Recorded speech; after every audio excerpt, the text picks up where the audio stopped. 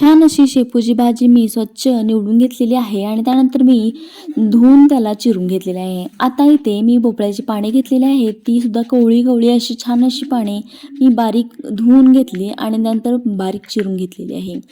आणि त्यानंतर आता मला शेपूची भाजी बघू शकता किती छान आणि टवटवीत आहे. त्यानंतर मिरची देखील टाके. मी शक्यतो पालेभाज्यांमध्ये एक हिरवी मिरची टाकतेच.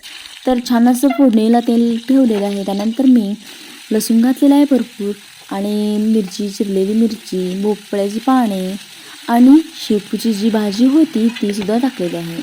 आता छान शिजता यावी त्यासाठी मी मीठ टाकलेलं आहे आणि इथं मुगाची डाळ मी भिजवून घेतलेली यामध्ये ॲड केलेली आहे.